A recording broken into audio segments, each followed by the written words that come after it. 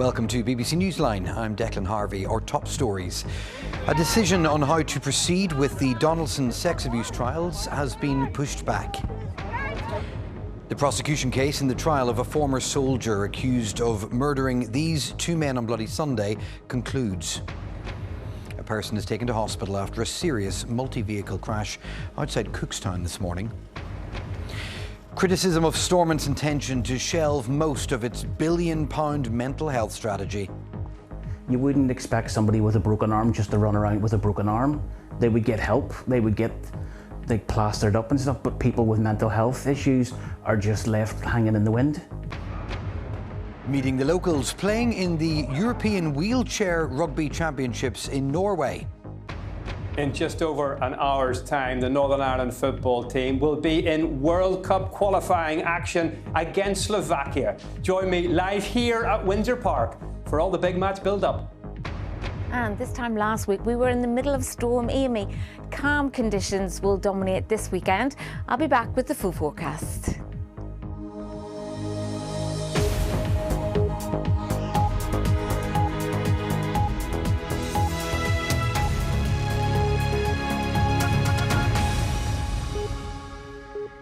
It's Friday evening in Northern Ireland. Hello. A decision on how to proceed with the sex abuse case against Sir Geoffrey Donaldson and his wife, Lady Donaldson, has been pushed back by another 10 days. This morning, the judge set the new timetable at a review hearing in Newry. It follows months of postponement as a result of Eleanor Donaldson's health. Our South East reporter Cormac Campbell has more details. Sir Geoffrey Donaldson, pictured here at a previous court hearing, is accused of 18 offences, including one count of rape. Pictured on the right, also at a previous court hearing, is Lady Eleanor Donaldson. She faces 5 charges relating to aiding and abetting. They deny all the offences, which were allegedly committed between 1985 and 2008. Their trial was to have taken place in March, but was postponed until next month due to Lady Donaldson's ill health. Neither of the accused attended today's short hearing here at Newry Crown Court. At that hearing, the court heard that Eleanor Donaldson has more medical appointments scheduled for next week. The prosecution said it is also waiting to be provided with her GP notes and records. Adjourning the case until the 20th of October, Judge Paul Ramsey said, hopefully we will be in a better position as to the medical situation and whether we can proceed. Cormac Campbell, BBC Newsline, Newry Crown Court. Well, elsewhere, the prosecution case has concluded in the trial of Soldier F, who is accused of murdering 2 men on Bloody Sunday in Londonderry. Catherine Morrison has this from court. The results of post-mortem examinations on William McKinney and James Ray were presented to the judge. They confirmed Mr McKinney had been shot once and Mr Ray twice. Hand swabs taken from Mr McKinney and the clothes he was wearing were tested. He had not been using a firearm and was not carrying explosives. Similar forensic tests were conducted on Mr Ray, which had the same conclusion.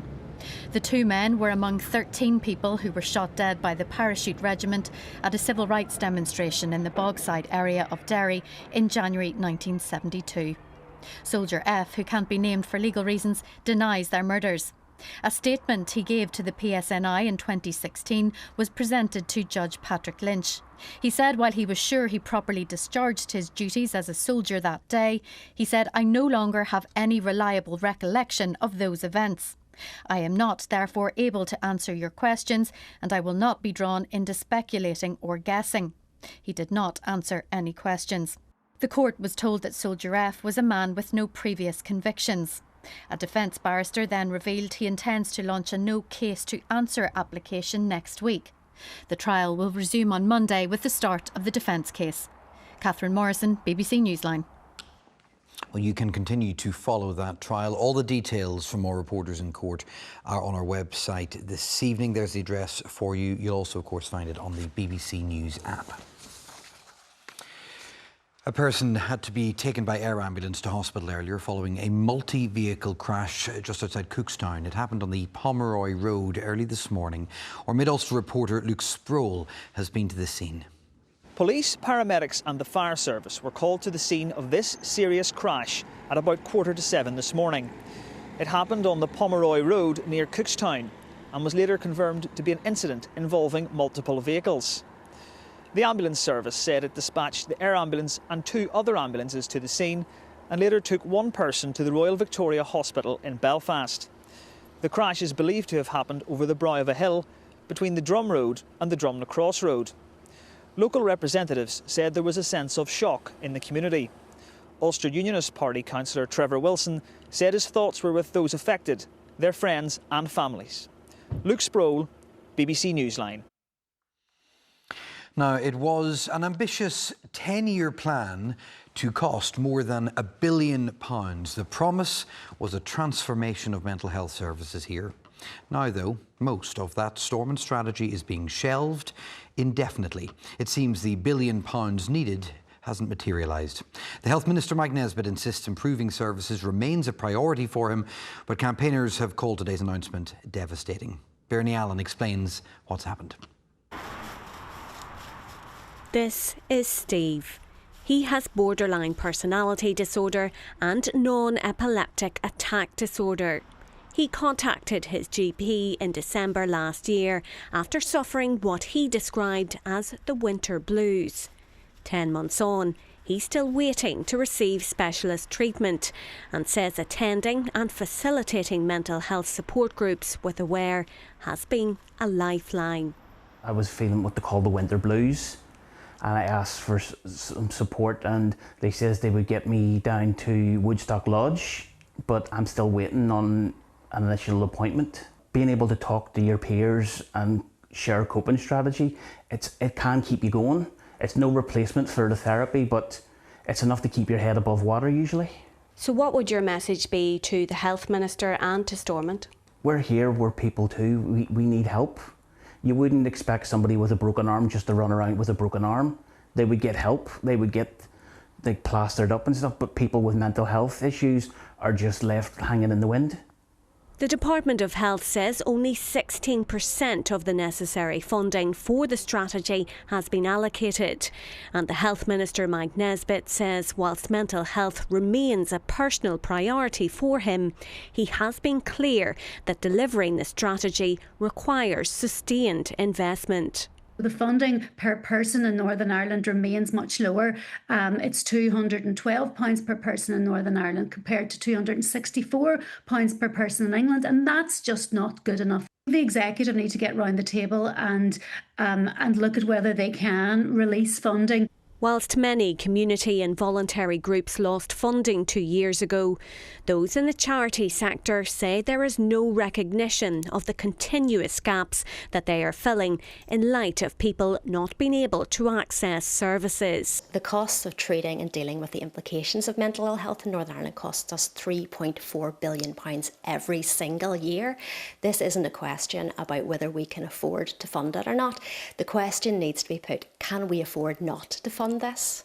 I think this is where we really need to recognise that this is people's lives that we're talking about. It's all well and good talking about strategies and talking about money, but there are real lives being seriously impacted behind this. Steve says not funding the mental health strategy makes people like him feel abandoned. Everybody says it's good to talk, but nobody wants to listen to you. Bernie Allen, BBC Newsline. Well, thanks for being with us on BBC Newsline on this Friday evening. Still to come on the programme, schools and colleges from across the Northwest launch a new peace initiative with the backing of the UN.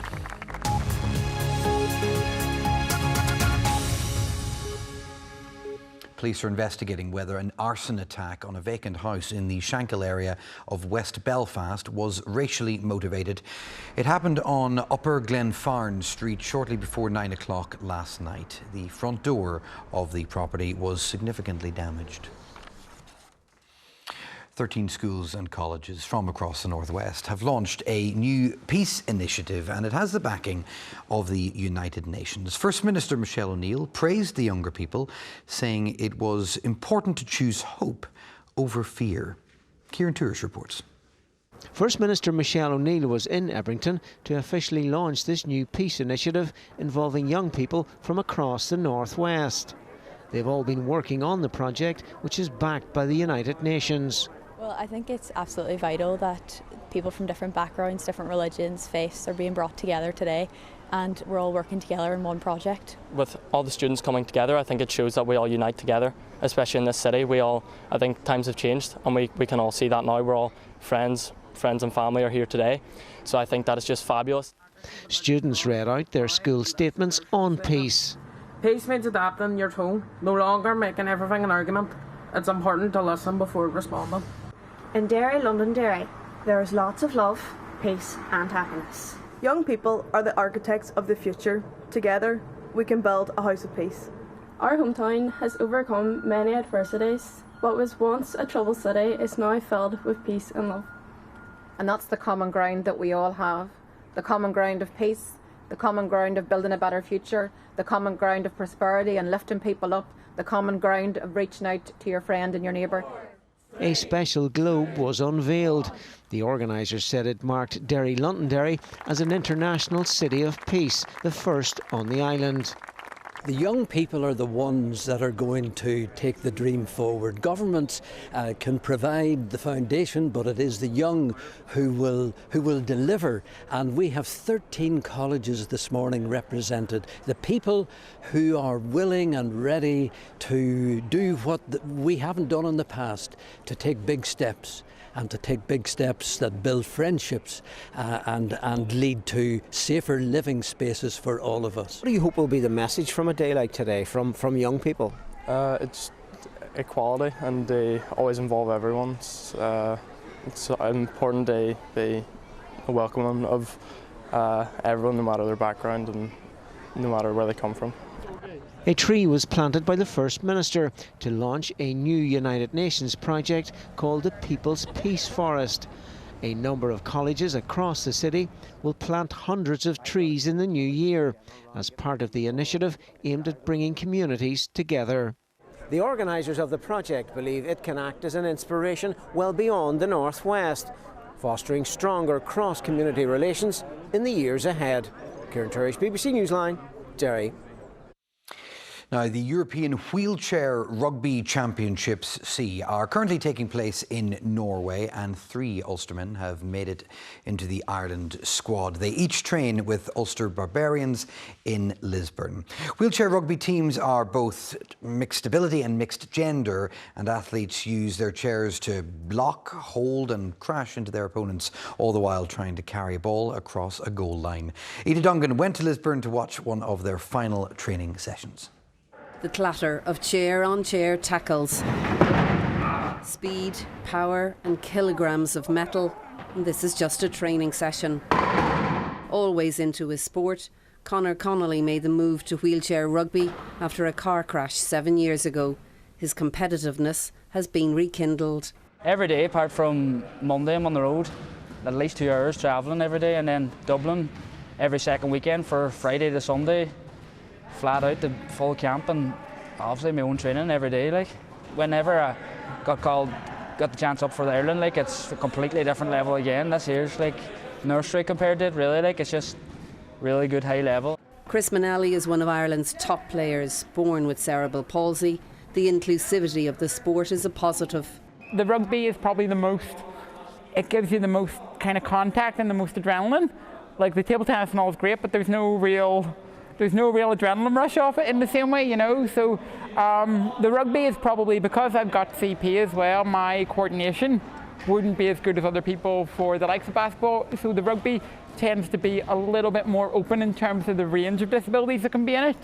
A trampoline accident 9 years ago changed Alan Patterson's life. Being on the court has changed his outlook. Have gone through such a traumatic injury of, your spinal injury. People just that perception that life's over for them, but once you get into sport, it just makes you forget about it, and the enjoyment, the crack with all the lads and everything, and there's no disability here. It's just we're playing sport, lads. That's it. It's not a disability sport. It's sport.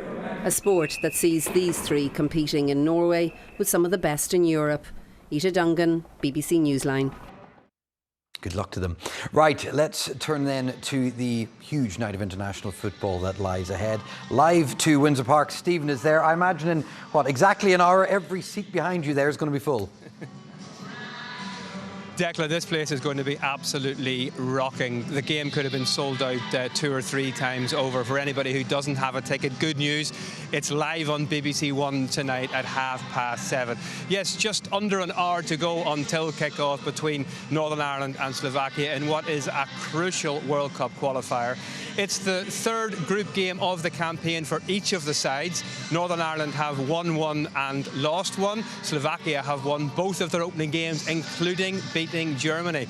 And the 4 times world champions are the visitors here to Windsor Park on Monday night. So with all that in mind, this could be a really defining match for Northern Ireland. A win for the home side would really ignite their path to the World Cup finals next summer. In a moment, I'll be joined live by Northern Ireland's record goal scorer David Healy and by former international Stuart Dallas. But first, here's Gavin Andrews. There's a lot of top players in this squad, and I think there's a real confidence and maybe South. You don't think of it when you're there, but yeah, I think that's why it makes it so special. With the big prize, a place at the World Cup for the first time in 40 years, the manager is focused on the here and now. Look, I kind of try and keep everything a little bit low-key, to be honest. I think that's important for the players. This is still a very young group of players, so we don't need to put too much pressure on them at this point. Gavin Andrews, BBC Newsline.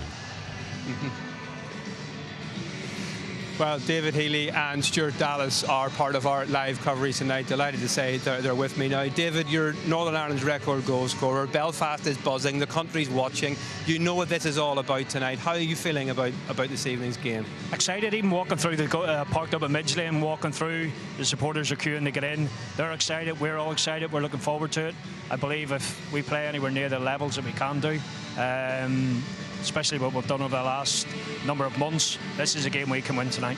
The manager, Michael O'Neill, has just named his team for this evening. One change from the side that lost to Germany. Daniel Ballard replaces Owen Toll. Nice to be fairly settled and nice to have Daniel back, Stuart. Yeah, Daniel's a big part of what Michael's building here. He's a big presence, both in the defending box and in the opposition box at attacking things as well. So it's a huge boost to have Daniel back. I think the team's pretty much what we probably expected it to be. So hopefully the boys can go out tonight and put on a good show. The home form here has been pretty good in recent times. Iceland were beaten the last time Northern Ireland played at Windsor Park, and young Isaac Price is scoring plenty of goals, 10 so far. He has so much ability, and I hope he goes and proves that. But this Slovakia team, Stuart, is a tough one. Beaten the former world champions Germany already in this campaign. Over the past number of games and whatever else, Michael has sort of changed. But again, Connor, Trey, people like Daniel Ballard, Shea Charge, some of them boys are going to be around the international scene for hopefully the next 10 years. So Connor's an exceptional talent, exceptional player. His performances for Northern Ireland have been unbelievable. So hopefully the added incentive with the armband gives him that extra little bit of experience then to go and prove how good a player he is. And briefly, Northern Ireland do it tonight, handle this occasion? Of course they can. Big occasion, big game for these players. They're still a relatively inexperienced group of players, but I think the stage is made for them tonight, and this will give us a good marker as of where this team's at. Well, indeed, Stuart, David, thank you very much. Can't wait for this game to start this evening. We'll stay here for the rest of the sport, and the Republic of Ireland are in World Cup qualifying action tomorrow night in Lisbon. They take on the group favourites, Portugal. A defeat to Armenia last month has really put a dent in the Republic's qualifying hopes, but the squad remain hopeful that they can make it to the finals. Yeah, of course. There'd be no point in being here if we didn't believe that. I think every time we're together, we have the belief, and we need to just, what everyone else says, we need to just put aside and come together as a group and find out what we need to do and how we can do it to get ourselves to America next year. No, we go for this match, like every match, to try to get something from it. We have a game plan that we think is going to work. We'll see tomorrow if that materialises. But obviously, if you look at the table, we need at least minimum 3 points from this camp, and for obvious reasons. It's when you look at it, it's probably the Armenia game that everybody is saying, okay, we can have a good performance and a better performance than in Armenia and get 3 points there. but we are trying to focus on this one and try to get the maximum we can from this match. Ulster Rugby are in action tomorrow night in Belfast. They take on the Bulls in the Fidia Stadium in the United Rugby Championship. It's the first of 3 games for Ulster against South African opposition because they head there next week to take on the Sharks and the Lions. It's a daunting schedule, but hopefully they can get off to a good start against last season's runners-up. The Bulls were in the final last year for a reason. I think they're a real physical set of forwards, set piece orientated. Their backs are real dynamic, real quick, really good and dangerous over transition. As I said, the last 2 games they've looked really, really good at home without their box, and then obviously I think their box players are going to be able to feature this week, or some of them anyway. So it'll be exciting to come up against that challenge of a nearly fully strong Bulls side, which would be good for us to see where we are in a position before we head over to South Africa for a couple of weeks after this. And finally tonight in American football, Jude McAtamney, the kicker from Swatra, has joined the New York Giants starting roster. He was part of the extended squad, but he's now a fully fledged member of the team. And he played his part last night in a win against the reigning Super Bowl champions, as Mark Sidebottom reports. Jude McAtamney contributing to last night's defeat of the Philadelphia Eagles. His booming right leg has taken him from Swatra via Rutgers University to the Meadowlands, and now a starting place with the New York Giants. And as he told BBC Newsline previously, hopefully this is just the beginning. Long-term goals looking back, I want to say that I've had a 6+ year in the NFL, whatever that looks like. That is the goal. I'm going to try and play for as long as I can. But you have to live that way. Yeah. You can't be I'll just play for a year and then I'll not be good enough after. It's if you're here now, you can play for in 10 years' time. So I think you have to have that kind of mindset because it's that competitive. I think you have to tell yourself that you deserve to be here and you're going to be here for a long time. And very obviously, the Giants like what they see. I thought the first week, the consistency with the operation, and Jude had done a nice job in the preseason. I thought that was telling for his first game into it. And then going into week 2, I thought Jude kicked the ball well. He's already belted one today from 22. This from 31. He's not missed in his very short career in just a couple of kicks, and he puts this. The fact of the matter is, having a good week of practice, having a good game before, you kind of want to have a little bit of continuity with it. That's something we'll continue to stay connected to. He has their confidence, he has a contract. And now, Jude, the new Giant, wants that kicker role long term. Mark Sidebottom, BBC Newsline. Yes, quite a story indeed. That's it from the National Stadium at Windsor Park. But join us 7:30 on BBC One, 7:30 on BBC Two if you're watching elsewhere across the UK. We're also live on the BBC iPlayer and on BBC Sounds for Northern Ireland against Slovakia. It is going to be an unbelievable night here. Declan, I expect you to be tuning in. Certainly will. Stephen, you have my word. Thank you very much for that. Let's quickly turn to the weather. Grey skies over the mighty Cave Hill in Belfast, but actually grey skies most places today. What's the weekend shaping up to be, though? It's playing ball, Declan. Lots of sport going on.